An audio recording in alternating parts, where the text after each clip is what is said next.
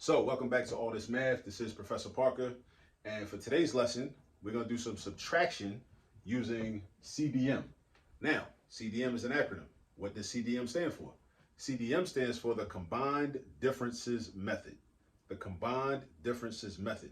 So this is what a lot of y'all would call the new math, right? Even though it ain't really new, but it might be new to you, all right? Now, before I go into this, let me first say this up front. Because if I don't say this, it's going to be probably a bunch of people all in the comments complaining, talking about why you had to do it like that. You ain't have to do it like that, right? You could have just did it this way. You could have did it the other way. You ain't had to do this. You ain't had to do that. Okay, let me say this. There are a few reasons why we should do it this way. There are a few reasons why, if you're a parent, you should embrace this method and a method like this.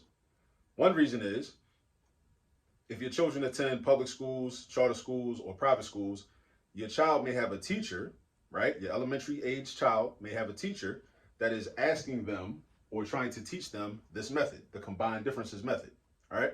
So it would be nice if you were able to help your child with this method, all right? That's one reason. Another reason is knowing multiple ways to do the same thing, even if you know a way that you're more comfortable with as a parent, increases fluency, not only within you, but also with your child. Right? You want your child to have fluency, mathematical fluency. Fluency is when they have just, the ability to attack problems in different ways, right? And it comes easy to them. And they also have number sense, so they kind of understand the relationship between numbers even better, all right? So you want your children to have fluency, and one of the ways that we develop fluency is by doing the same thing in multiple different ways, all right? So some of you may know the standard algorithm for subtraction, where you stack the numbers up vertically and then you subtract and you borrow if you need to, right? Some of you may do some other methods, but this is the combined difference method. It can't hurt to learn different methods, all right? And I just think that you should probably start to embrace different methods, because as soon as you as a parent complain about your child having to be responsible for another method, then your child hears that, then your child doesn't buy it. Your child tunes out and zones out. And it makes math much more difficult. So unwittingly, a lot of us that are parents that care about our children and want our children to do well, we end up actually limiting and causing our children to tap out and not want to embrace math just because of the stuff that we be saying out of our mouth. So this is why we should do different methods. So this is why I'm making this particular video on the combined differences method. All right. I got videos on the standard algorithm too, right? It can't hurt. It's a lot of different methods. Stay hydrated. That's another thing. All right, so what does the combined differences method look like? The combined differences method basically deals with zeros. So you're trying to get to numbers. Our goal is to get to numbers that end in either zero or zeros. All right, so let's first look at example one. Example one says 889 minus 362. We're trying to find the difference between 889 and 362. And then for our second example, we're going to find the difference between 497 and 115. So let's do this. So first thing you want to do is you want to write down 889. That's what we call our minuend. The first number in a subtraction problem is called our minuend. The second number in a subtraction problem, the thing that's being subtracted, is called technically a subtrahend. That's math vocabulary. Minuend, subtrahend. Minuend, subtrahend. Minuend, subtrahend. And the answer is called the difference. All right, so first you want to write the minuend. 889. Now, I'm trying to get to a number that ends in zero, because I want to make my math easier. So what I would do is I would go to, let me see, I'm gonna go down to 800. Actually, we could go to, let me see. Let's go to 880 actually. And I'm gonna find the difference. So what I'm actually doing with the combined differences method is I'm creating a series of subtraction problems. A series of smaller subtraction problems within this bigger subtraction problem. So instead of going from 889 to 362, I'm gonna go from 889 to a number that ends in zero, which is 880. The first number less than 889 that ends in zero is 880. So then I'm gonna go from 880 down to 800. Now, why am I going to 800? I'm going to 800 because 800 ends in two zeros. All right, so I'm gonna have a subtraction problem between 889 and 880. Then I'm gonna have a subtraction problem between 880 and 800, right? So what we're doing is We're creating, again, a series of smaller subtraction problems, And this is something you might want to do when you start to, thinking of different ways to do mental math with subtraction. All right. So then we go from 800, and I'm going to go all the way down to 400. Now, I always like to talk about why. Why am I going down to 400? Why am I going down to 400? Because 400 is the biggest number that's greater than 362 that ends in two zeros. Again, 400 is the biggest number, less than 800, that's bigger than 362 that ends in two zeros. All right? So I could have stopped at 500, but if I stopped at 500, I still got to go to 400. I could have stopped at 600, but if I stopped at 600, I still got to go to 500, and I still got to go to 400. Because my ultimate goal is to get to 362. I'm trying to get to 362. That's what I'm trying to get to. I went from 889 to 880, then I went from 880 to 800, now I'm going from 800 all the way to 400. And why am I doing that? Because again, my goal is just to get to numbers that end in zeros. That's what we do with the combined differences method. We get to the numbers that end in zeros. You know what I'm saying? So then we go from 400, and I'm trying to get to 362, so then I'm going to go to 370. And a lot of you watching this are probably getting the hang of this as I say this and as I show you what I'm doing. So then I go to 370. Now, why did I go to 370? Because 370 is the biggest number that's bigger than 362 and ends in a zero. Now, dig this. There is no number between 370 and 362 that ends in zero. So now we got to do something similar to what we did right here, right? Between 889 and 880. Now we're going from 370 to 362.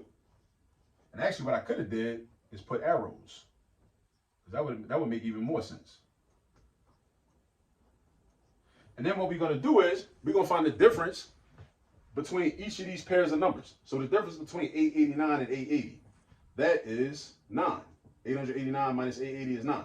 The difference between 880 and 800, because we can deal with place value. Place value can help us in order to come up with these differences. 880 and 800 is just going to be 80, right? And then 800 and 400 is going to be 400. And then 400 and 370, the difference is going to be 30. And then between 370 and 362, the difference is going to be 8. All right? So now, it's called the combined, the C stands for combined differences method. Method is just how we do it, right? Differences are the subtraction. 9, 80, 400, 30, and 8. Those are the differences. Now, when we combine them, that means we do addition. We do addition to combine. We're combining these differences. So we're going to have 9 plus 80 plus 400 plus 30 plus 8. So let's try to do this mentally. I got 400, and then I got 80. That's 480. 400 plus the 80 is 480. I'm going to add this 30. 480 plus 30 is 510.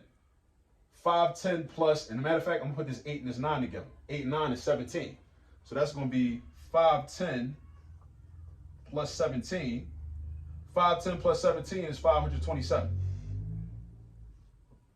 Now, I know somebody watching this is going to be sitting there complaining, talking about why we had to do all that. All you had to do is just do, hey, write 889 and write 362 and then subtract. We didn't even have to do all that. You're right. We didn't have to. But again, this is about developing fluency. You develop fluency by doing things in different ways. We should embrace this. Embrace the different methods. All right? Because you might find from doing that certain problems actually are easier to do if you use the combined differences method than if you use the standard algorithm that you probably are more comfortable with. All right? We got to get out of our comfort zone. We do. We just got to get out of our comfort zone. All right, now let's look at number 2. Number 2, we're going to do the same thing. 497 minus 115. We want to find the difference between 497 and 115. So we're going to create a series of smaller subtraction problems, right? So I start at 497, right? And then I'm trying to get the 115. So I'm going to go from 497, I'm going to go to 490. Why am I going to 490? Because 490 ends in 0. 490 ends in 0, right? And I want numbers that end in 0 because that makes the math easier. When you're doing subtraction with numbers that end in 0, that makes the math easier. We want to work smarter, not harder. We want things to be easy and efficient, right? As much as possible, all right? And so we're going to get to a number that ends in 0. Then I'm going to go from 490 to 400, all right? And then I'm going to go from 400 down to 200. I'm not going to go to 100. Why? Because that's less than 115. I don't want to go all the way down to 100, not using this method, right? There's another method where I might go past 115 and then, you know, work some things out to get my difference, but I'm not using that method right now. We're using the combined differences method. So then I go from 400 to 200, right? And then from 200, I go down to 120. Now, why did I pick 120? I picked 120 because 120 is the biggest number. Actually, I shouldn't say the biggest number. 120 is the smallest number, right? That is still bigger than 115 and ends in a 0. 120 is the smallest number. I think I said it incorrectly over here on this example, right? But the correct way for me to say this is I chose 120 to go down to because 120 is the smallest number that is still greater than 115 and ends in a 0. So you want a number that's greater than 115 and ends in a 0. So that's going to be 120. And then I'm going to go from 120 to 115. All right? So now, this is a subtraction problem. This is a subtraction problem. This is a subtraction problem. This is a subtraction problem. And this is a subtraction problem. So we got a series of subtraction problems.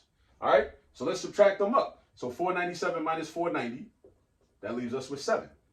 490 minus 400 leaves us with 90 as a difference. Again, the result you get when you subtract is called a difference. That's the mathematical term for it, right?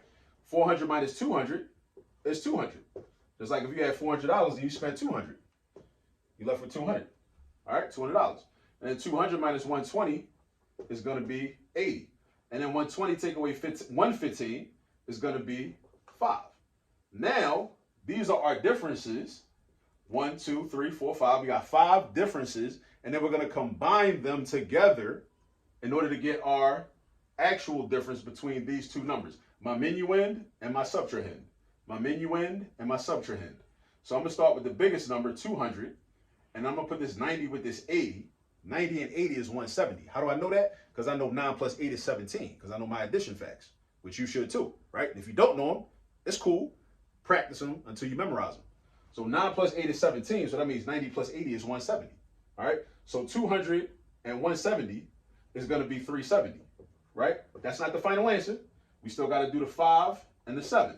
Now 5 and 7 is 12. So 370 plus 12 is going to give us 382.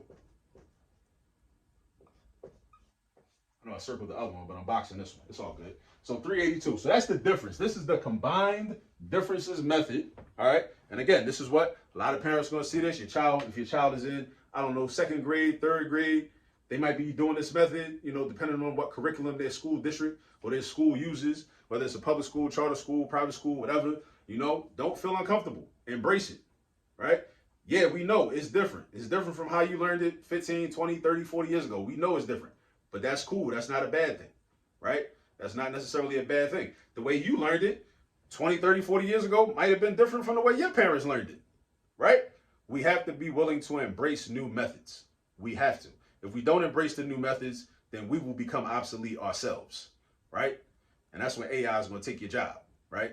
And you're going to have to fight with AI over a way to put food on your table. So you want to be able to embrace new methods, new methodologies, and new ways of doing things. So when your children come home with this homework, and they have to subtract numbers, and it says use the combined differences method, and then you sit up there and start doing the standard algorithm for subtraction, and then your child says, wait, Ma, wait, Dad, you know, we can't use that method. My teacher don't want us using that way. Don't get frustrated, right? Just embrace it. This is all we're doing. We just figuring out, we're creating a series of smaller subtraction problems. That's all we're doing. We create a series of smaller subtraction problems. And then once we do those smaller subtraction problems, then we just add up the differences. That's why it's called the combined. Adding up, combining. Adding up, combining. So we find the differences from doing subtraction, and then we combine those differences, and we get the answer. And yeah, okay, fine. We could have used the standard algorithm for subtraction. Cool. But this is another way. This doesn't hurt us. This helps us. All right? See y'all later. See y'all on the next video. Peace.